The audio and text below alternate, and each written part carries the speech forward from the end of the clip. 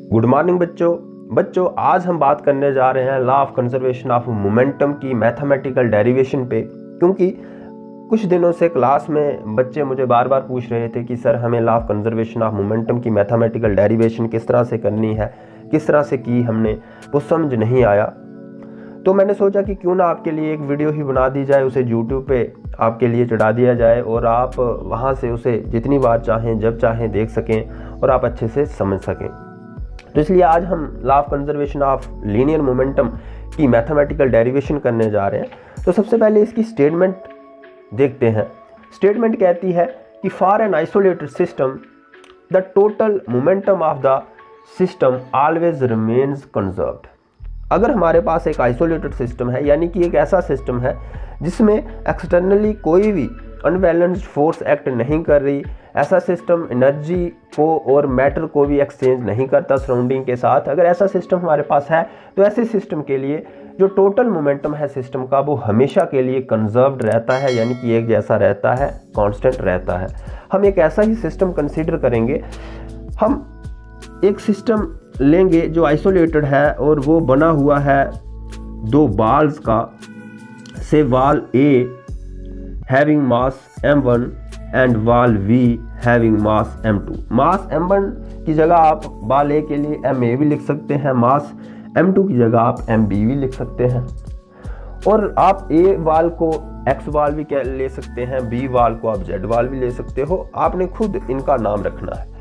ये दो बॉल्स हम कंसीडर करेंगे जो कि किसी पार्टिकुलर वेलोसिटी के साथ सेम डायरेक्शन में मूव कर रही हैं। से वॉल A की जो वेलोसिटी है वो इनिशियली u1 है और वॉल V की जो वेलोसिटी है वो इनिशियली u2 है। ये जो मैं डायग्राम आपके लिए बना रहा हूँ ये बिफोर कोलिजन है, अभी कोलिजन नहीं हुई इन दो बॉल्स के बीच में और बॉल्स सेम डायरेक्शन में मूव कर रही हैं पार्टिकुलर वेलोसिटी u1 और u2 के साथ, सच दैट जो आपकी u1 है वो ग्रेटर देन u2 है। तभी तो अगर u1 ज़्यादा होगी, ग्रेटर होगी u2 से, तो तभी, क्योंकि ये पीछे है किसी एक पार्टिकुलर इंस्टेंट ऑफ टाइम पे, ये आगे जाके कोलाइड करेंगी और फिर हम जो चेंज इन मोमेंटम को देख सकेंगे कि कितना हुआ भी कि नहीं हुआ। तो ये हमने दो बॉल कंसीडर कर ली बिफोर कोलिजन, इनकी ये डायग्राम है।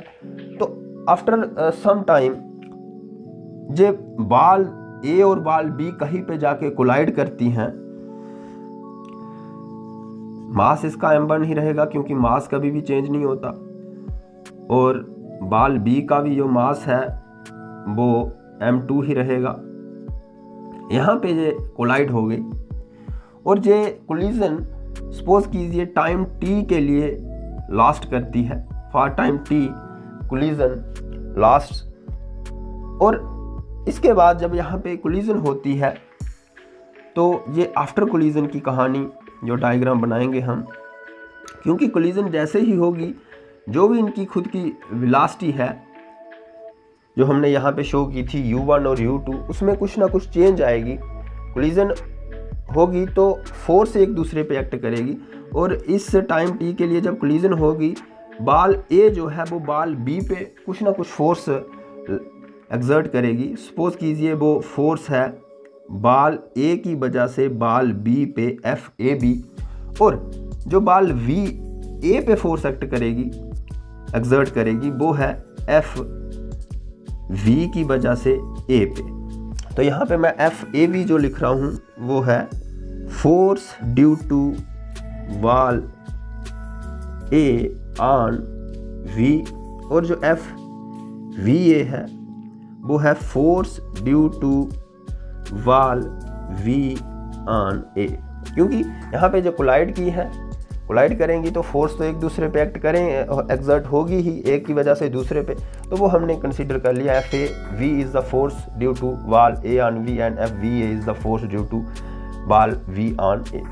तो जैसे ही यहाँ पे कोलिजन होती है तो कोलिजन कुछ समय के लिए ही रहेगी, उसके बाद ये वॉल एक दूसरे से अलग हो जाएंगी।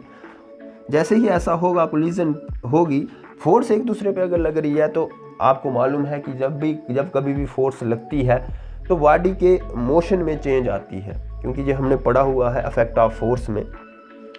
तो इनके मोशन में कुछ ना कुछ चेंज आएगी।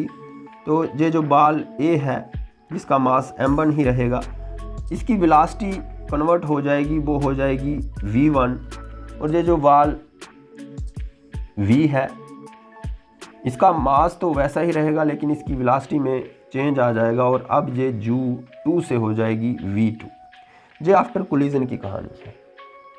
अब हम इस कोलिजन को स्टडी करेंगे कि इस कोलिजन में क्योंकि बॉल्स एक दूसरे के ऊपर फोर्स लगा रही हैं, तो जब एक दूसरे के ऊपर फोर्स लगा रही हैं तो आपको मालूम है कि मोमेंटम चेंज होता है जब कभी भी किसी भी बॉडी के ऊपर फोर्स लगती है। वो हमने Newton second law of motion से पढ़ा था। आपको मैं बता दूं कि law of conservation of momentum Newton का जो सेकंड और थर्ड लॉ है उनका डायरेक्ट कॉन्सिक्वेंस है। क्योंकि देखिए यहाँ पे जब ये कोलाइड कर रही हैं तो इनका मोमेंटम चेंज होगा और सेकंड लॉ कहता है कि rate of change of momentum is directly proportional to force applied dp/dt = F। और थर्ड लॉ कहता है कि जब एक बॉडी किसी दूसरी बॉडी पे फोर्स लगा रही है, जैसे ए बी पे फोर्स लगा रही है, तो वी ए पे फोर्स लगाएगी। और वो थर्ड लॉ क्या कहता है कि जो ए बी पे फोर्स लगा रही है वो इक्वल एंड अपोजिट होगी जो वी ए पे फोर्स लगा रही है। ये दोनों लॉज का ही हम यहाँ पे इस्तेमाल करेंगे और प्रूफ करेंगे law of conservation of momentum. तो अब हम बात करेंगे बिफोर कोलिजन और आफ्टर कोलिजन की। देखिए बिफोर कोलिजन की अगर हम बात करें तो यहाँ पे लिख लेते हैं बिफोर कोलिजन की कहानी। जो मोमेंटम है, मोमेंटम को स्मॉल p के साथ डिनोट करते हैं, आप जानते हैं। मोमेंटम बॉल ए का बिफोर कोलिजन, ठीक है जी, BC मतलब बिफोर कोलिजन, वो क्या है? आपको मालूम है कि मोमेंटम का मैथमेटिकल एक्सप्रेशन है mb, जिसे हम क्वांटिटी ऑफ मोशन कहते हैं किसी भी बॉडी का। तो अगर हमने बॉल ए का मोमेंटम निकालना है बिफोर कोलिजन, तो बिफोर कोलिजन इसका मास है m1 और वेलोसिटी है u1, तो इसका मोमेंटम हो जाएगा m1 u1। इसी तरह से momentum of ball v before collision की अगर हम बात करें तो वो है मास 2 m2 और u2, ये बिफोर कोलिजन है। अब आफ्टर कोलिजन क्योंकि इनके मोमेंटम में चेंज आई है तो मास जो बॉडी ए है उसका मोमेंटम क्या रहेगा m1 और इसकी वेलोसिटी चेंज हो गई है, वो आ जाएगी v1। ये आफ्टर कोलिजन की कहानी है। और बॉडी v का यानी कि बॉल v का जो मोमेंटम रहेगा वो रहेगा m2 v2, ये आफ्टर कोलिजन की कहानी है। अब क्योंकि यहाँ पे जब कोलिजन हुई तो एक बॉडी दूसरे के ऊपर फोर्स लगाती है, जैसा कि मैंने आपको बोला, एक की वजह से दूसरे के ऊपर फोर्स एक्सर्ट हो रही है। और बॉल ए जो फोर्स बी पे लगा रही है उसको मैंने FAV के साथ डिनोट किया। तो अगर यहाँ पे फोर्स लग रही है तो there is a change in momentum. और जो हमने देखा भी, बॉल ए का momentum before collision m1 u1 था और आफ्टर कोलिजन m1 v1 हो गया, यानी कि there is a change in momentum. Ball A के भी मोमेंटम में चेंज आ रहा है और बॉल बी के भी मोमेंटम में चेंज आ रहा है। तो हम लिख लेते हैं कि इनके मोमेंटम में चेंज कितना आया। चलो थोड़ा सा इनको अलग अलग कर देते हैं, ये स्टेप बाय आपको पता चले। तो change in momentum, change in momentum of ball A कैसे निकलेगा? Final momentum minus initial momentum. Final momentum क्या है? m1 v1 minus m1 u1। इसी तरह से change in momentum of ball v, वो क्या रहेगा? सॉरी ठीक है, m2 v2 minus m2 u2। इसको आप फर्स्ट और इसको आप सेकंड मान लीजिए। There is a change in momentum. अब हम न्यूटन सेकंड लॉ को देखेंगे कि change in momentum of a body is directly proportional to force applied. तो इन दोनों को हम न्यूटन सेकंड लॉ लगाएंगे। अप्लाइंग न्यूटन सेकंड लॉ, और according to Newton second law, applying Newton's second law, ये जो मोमेंटम में चेंज आई है बॉल ए के मोमेंटम में, वो किसकी वजह से आई है? जो बी बॉल ए पे फोर्स लगा रहा है एफ वी ए की वजह से। तो F V A is equal to m1 v1 minus m1 u1, इसको आप मान लीजिए थर्ड। और एफ ए बी यानी कि force due to A on V, अब बी के ऊपर ए की वजह से फोर्स लग रही है तो मोमेंटम में चेंज आया, और सेकंड लॉ के अकॉर्डिंगली जो मोमेंटम में चेंज है वो एफ ए वी के बराबर होगा, क्योंकि न्यूटन सेकंड लॉ कहता है कि rate of change of momentum is directly. अब रेट को भी यहाँ पे हमने कंसीडर करना है टाइम के साथ साथ, और टाइम कितना है? टी टाइम के लिए यहाँ पे कोलिजन हुई। तो अगर यहाँ पे चेंज इन मोमेंटम की जगह मैं रेट ऑफ चेंज लिख दूं